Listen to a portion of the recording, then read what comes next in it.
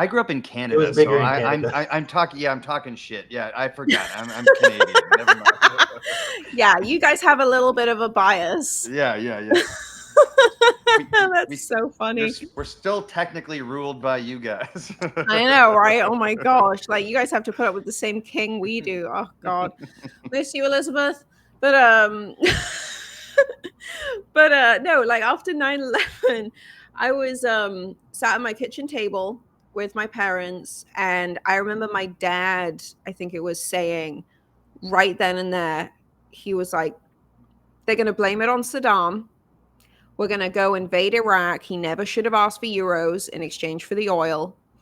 We're going to go nation build in the Middle East. We'll see how that goes. And that's just what's going to happen next. And I don't think it was, and he was just there like, I don't think this was, like, I don't think it was Saddam.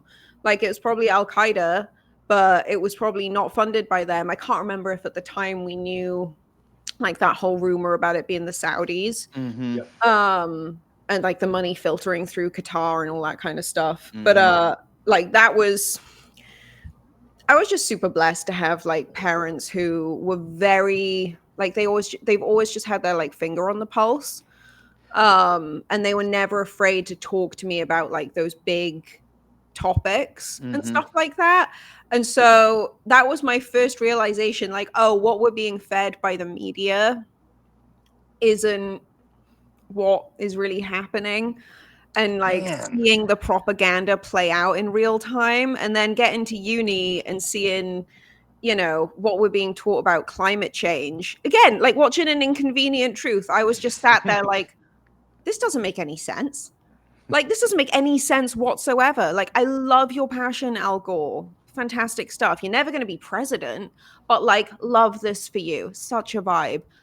All of it's bollocks. Like, this stuff doesn't spontaneously happen. No. And so, like, but that was the one that I think got everyone in the UK. And so, like, even to this day, like, when Graham and I talk about it, I think most people in our sort of age group and our field kind of get, like, we know that some kind of cataclysm happened, but the amount of propaganda that was pushed on like the climate change thing. Oh, in the 90s for in Canada, for sure. Yeah, we got it hard. Okay, so did you guys have the same kind of like intrinsic, like, no, it's a natural cycle, but also cow farts. And also if you drive, you're gonna kill everyone. Yeah, the driving's gonna kill everyone. Aerosol, which, you know, does actually kind of sorta a little, if everyone in the world was like, shh, you know, we might burn the ozone layer, maybe, I don't know. But like there was that. I remember the you know, the earth in like with like a sad face with a Band-Aid on top of it and stuff like that. Yeah. So I remember getting all that stuff, and then we would go like pick up trash, which again I don't think is a bad like thing to get kids to do, but we would go around picking up trash because we were saving the world. The cigarette butts weren't warming things up though. Yeah. No, yeah. I used to participate in those too. It was mostly cigarette butts. Boy Scouts, plastic bottles, styrofoam cups. Like, okay, that will clog up a river. It'll pollute the river, but that's like, it's not warming the earth per se. Yeah. Yeah, right. Oh my gosh. Yeah, I just wish, Kay, that I had parents like yours, because like I didn't see through the bullshit till after I joined the army, went to Iraq, came home and was like, that whole thing was bullshit. But they were preying on people like me, like looking for opportunities, and like, you know, you see the commercials that make it look like a great idea, and I wouldn't change. I had a good experience, and it was for the most part. I wouldn't change it anyway. Yeah. But it's just interesting. Like, we all kind of get pilled at a different version of state of our life, you know? I'd like to make a subtle comparison, since we've hit this topic twice so far now, on disinformation and who's in control of what. The cigarette companies were the ones that figured out that smoking kills you. They couldn't really spin it in a way that kept everyone buying cigarettes necessarily. So the best that they could do was cast doubt. The best that they could do is cast doubt. And I'm here to judge nobody for smoking a cigarette. I've enjoyed several myself in my life. I love cigarettes. I just can't touch them, and haven't been able to touch them since I saw that little pink line. And I'm just like very proud of myself for that. But good still. job. There you go. Okay, hold the cigarette, folks, in one box. Second box. big oil figured out that climate change was happening. Now, unlike cigarettes, we're all dependent on fossil fuels to move about our daily lives. So they were in a very, very special situation where they could control the narrative. They know that climate change is happening, and they can also twist it and tell you that it's your fault, while in the same time making you buy that new car every year that's just only marginally better than the last car. So it's subtle, but it's a very deep troll that's going on, and a lot of people fall for it at many levels. I just want to highlight I fell we have a for that show a bunch of times. Oh my gosh. No, you're so on the money. And like that level of propaganda, like, oh, well, Dave, firstly, thank you for your service. And yeah, I have so many friends. Like my friend Ben, he was in New Jersey at his school, watched the towers fall, became a ranger. And now he's been out now for a good few years. But same thing. Everyone I know who's like Carl, who I do the show with on NEWSMAX every single week. And who I'm just written my first book with, but same thing. Like every veteran I know is the number one person or number one like demographic. Pointing out propaganda. Yeah, just like they don't believe anything like that they're being fed, that they're being told. They you'll look straight through the haze and just go straight to like you said, Mike. Like where's the money in this, basically? When I got to Iraq and there was a fucking Burger King on my base, I was like, oh, you know what I'm saying? Yeah. Don't even get me started on the food companies and big pharma. Oh my gosh, yeah. So first of all, I just want to go on a quick little rant. While I was there, so we had cooks that literally, that was their job in the military.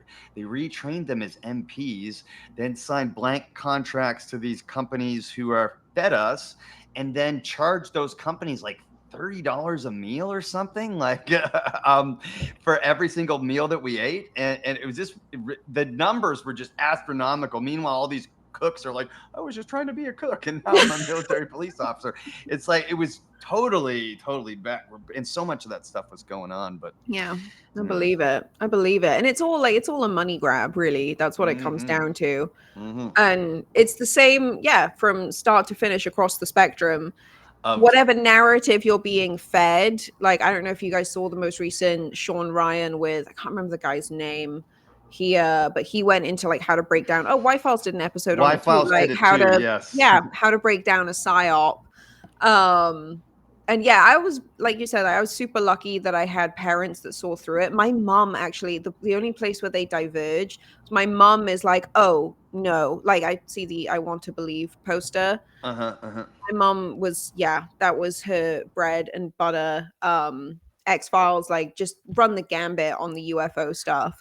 And she's so proper, and she's probably gonna be so embarrassed that I've like said this, but she's just like, there's something out there, and it's insane to think that there's not. And my dad's like, there's nothing out there.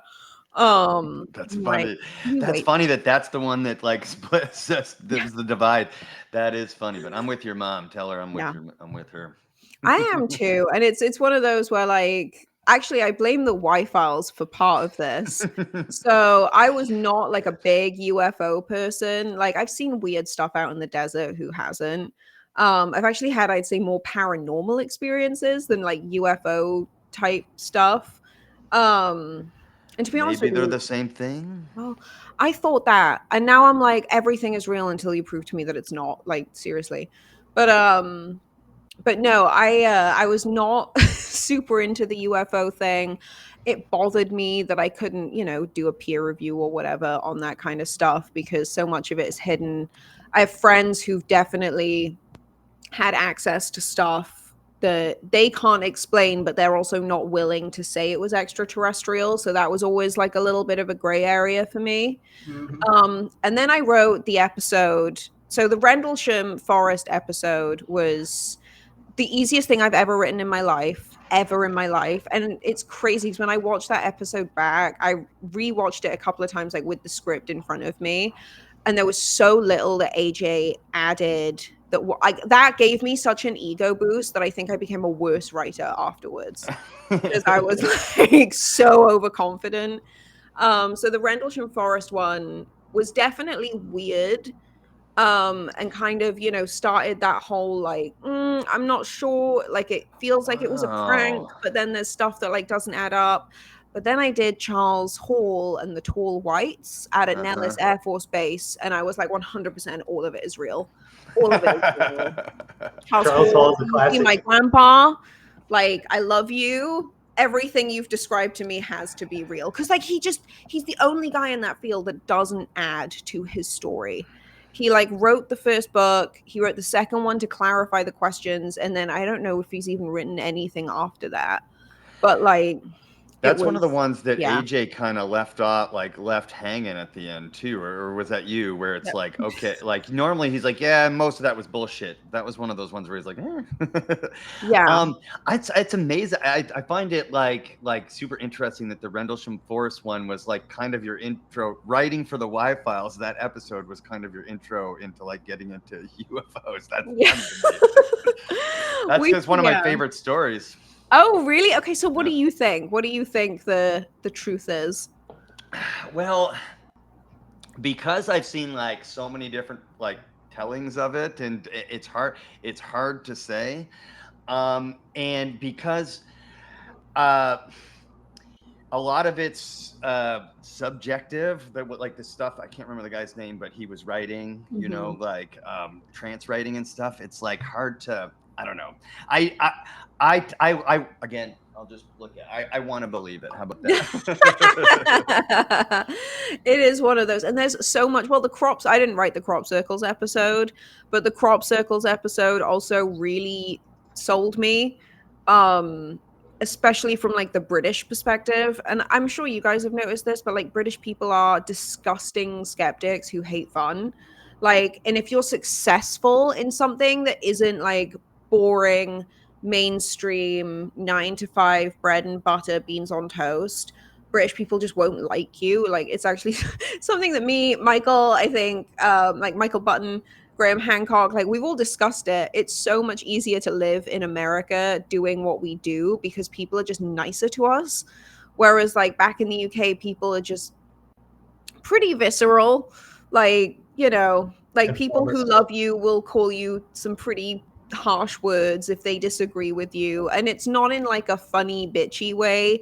It's in a like, wow, this is kind of like a toxic bullying type vibe kind of way. And like I was definitely one of the, you know, I was part of the problem growing up, and it wasn't until I got to America where I was like, oh, people can be happy and enjoy themselves and do stuff that is outside of the norm. This is great. Like you can be into these kinds of things. That's why my mum probably doesn't talk about the UFO stuff, because people will be condescending little shit rats about those things. Let me give you the Canadian perspective from that. So Canadians, they'll be super, super polite and nice to you no matter what, until they don't. And then Canadians will go total. Look, I love all my Canadian friends and family, but if they think they got a moral high ground on your ass, they're gonna drive that bad boy home. And it is what it is.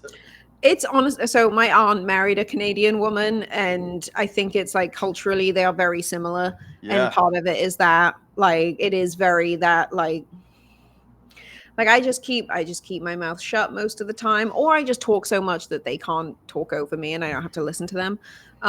Do that with a lot of my British people. It's just easier. Because I just don't want to fucking hear it. I don't either. I have a question though, because you brought it up earlier, just in regards to the British education system and then coming over here. So, because I'm very interested. First of all, first thing I'd like to say is that if every undergrad student had to go through a dissertation process, that would completely shut down the industry that is the American. The schools would have to stop wasting time. They would have to actually teach kids something so that they could make a dissertation about it. And that's not the objective, is to sell sports tickets and sodas at the sports games. That's it. Yeah. And 80% of enrollment would not be able to even complete a dissertation process at all. And the teachers probably wouldn't be able to teach them properly. So not just in preschool like you would. This isn't the poop on Americans. It's more on the system. And I just wanted to ask, so when you came over here and you started, you know, working with people and they're doing the ghostwriting and stuff, which isn't to me like a bad thing. I totally get what you mean. about how like scientists do science and they need help with writing. Not all of them. Some of them are really good writers, but it's part of the process. And a lot of people don't know that. But were you kind of shocked at the level of like, you know, literature and like composition and all that stuff that Americans have, or what? So, okay, yeah, it's really hard to answer this without sounding like a condescending little twat. But I'm putting you on the spot, but no, because it needs to be said, and I think it goes back into what we've been talking about. Yes. Like every major Western global institution, to I would say like a significant degree, is based around money, and it's based around debt, and it's based around creating a kind of quasi slave state from that debt.